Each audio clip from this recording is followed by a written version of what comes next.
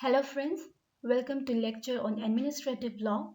I'm Marjina Sultana, an assistant professor from Interpersonal Law College, Greater Noida. In this video, we will be discussing public interest litigation where we will start with the meaning of the PIL and understand the cases where the public interest litigation can be filed, and then we will understand the evolution of PIL with some landmark cases which are regarded as the path breakers in the field of PIL, and we will also discuss who can file PIL and against whom it can be filed.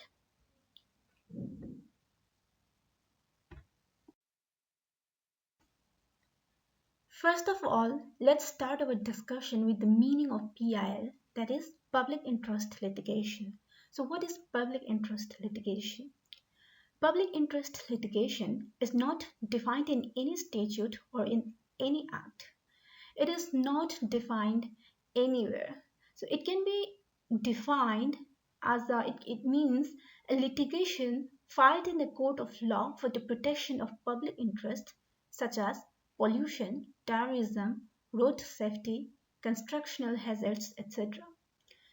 So, any matter where the interest of public at large is affected can be redressed by filing a public interest litigation in a court of law. So, public interest litigation is the power given to the public by courts through judicial activism. However, the person filing the petition must prove to the satisfaction of the court that the petition is being filed for a public interest and not just as a frivolous litigation by a busybody. Now let's understand some of the matters which are entertained under PIL. They are bonded labor matters, neglected children, non-payment of minimum wages to workers and exploitation of casual workers, atrocities on women, environmental pollution and disturbance of ecological balance, food adulteration, maintenance of heritage and culture. It must be noted here that the court can also take cognizance itself of the matter and proceed suo motu, or cases can commence on the petition of any public spirited individual. So it can be filed in two ways: by the public spirited individual, or the court can itself take cognizance of the matter if that is of public interest.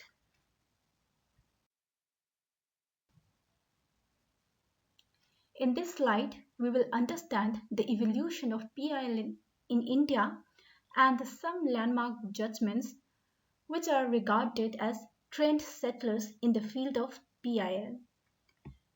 The first reported case of PIL was Husainara Khatun versus State of Bihar. This case focused on the inhuman conditions of prisons and the under-trial prisoners that led to the release of more than 40,000 under-trial prisoners. In this case, right, right of speedy justice, right to speedy justice emerged as a basic fundamental right. It was held that a right to speedy justice is a fundamental right which had been denied to these prisoners. And the same set of pattern was adopted in subsequent cases. In the case of SP Gupta versus Union of India, in this case, a new era of the PIL movement was heralded by Justice P.N. Bhagwati, and in this case, it was held that any member of the public or social action group acting bona fide can invoke the writ jurisdiction of the High Court under Article 226 or the Supreme Court under Article 32, seeking redressal against violation of legal or constitutional rights of persons who, due to social or economic or any other disability, cannot approach the court. So, by this judgment, PIL became a potent weapon for the enforcement of public duties where the executive action or misdeed resulted in public injury. Now, as a result, any citizen of India or any consumer groups or social action groups can now approach the Supreme Court and seek legal remedies in all cases where the interests of general public or a section of the public are at stake.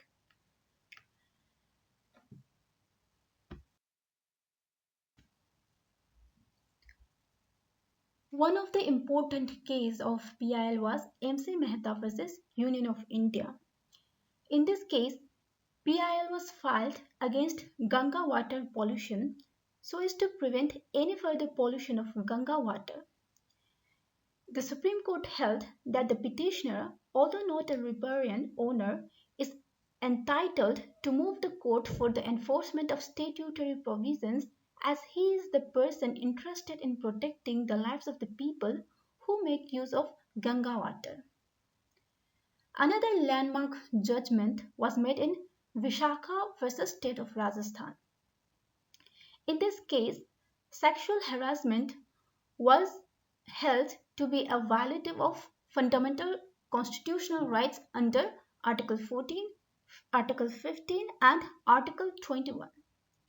The guidelines also directed for sexual harassment of women at workplace.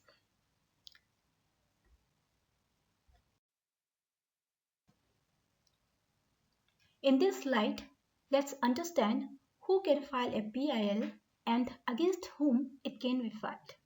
Now, who can file a PIL? PIL can be filed by any citizen of India by filing a petition under Article 32 of the Indian Constitution in the Supreme Court or under Article 226 of the Indian Constitution in the High Court or under Section 133 of the Criminal Procedure Code in the Court of Magistrate. And now, against whom PIL can be filed? It can be filed against a state or central government, municipal authorities, and not any private party. So, PIL can be filed only against state or central government, not against any private party. Here, for the purpose of PIL, state means state is same as defined under Article 12 of the Constitution. According to Article 12, state includes the government and the Parliament of India, the government and the legislature of each of the states, and all local or other authorities within the territory of India or under the control of the government of India. With this, we end our discussion on public interest litigation. Thank you for watching.